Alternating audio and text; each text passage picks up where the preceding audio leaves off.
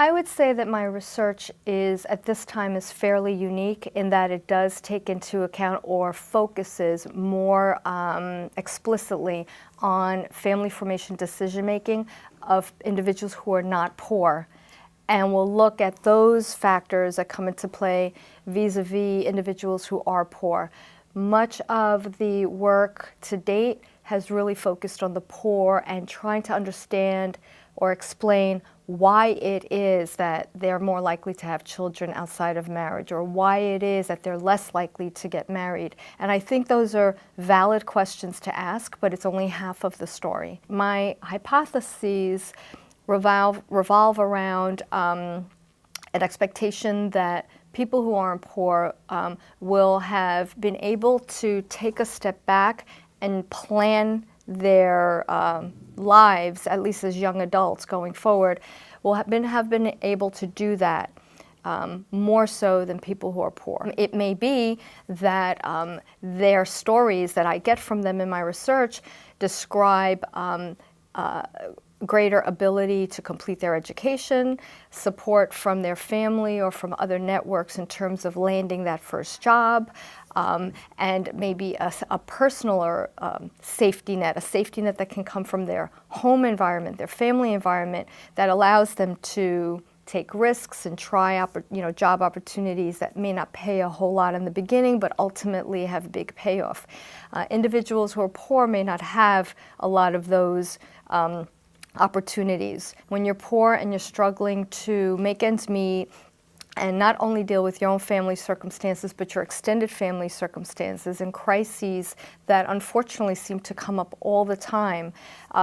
it gets in the way of completing your education, it gets in the way of being reliable at your job, you're more likely to lose work. What little savings you may be able to accrue may disappear when a family member encounters crisis. And in all of that, oftentimes it's very hard. It's a luxury to think about sitting back and planning the next 5 or 10 years of your life. So I think what we're going to hear from the respondents in our interviews who are not poor is that they will have had opportunities to think about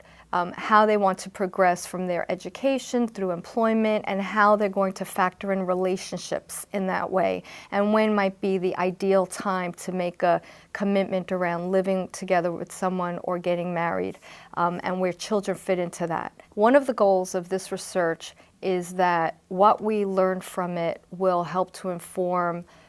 policy makers. And what I mean by that is because these issues of family formation, whether or not people get married, for instance, and when they have children, have become such a part of the political discourse and have been included in welfare-related policies. For instance, the family cap, which strives to penalize poor women for having children. So given that, my goal is that what we learned from this research can help to inform policymakers' decisions going forward, particularly with regard to the poor.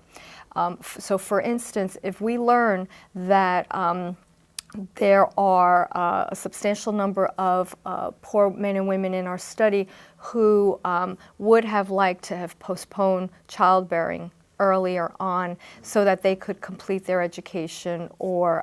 pursue certain career directions, but that given the availability or lack thereof of resources around health care, reproductive related services in particular, that would be an area to advocate for health related solutions to what's considered a social problem. Individuals may be having children that were mistimed or unintended at the time, and that might result in ultimately needing assistance from the government.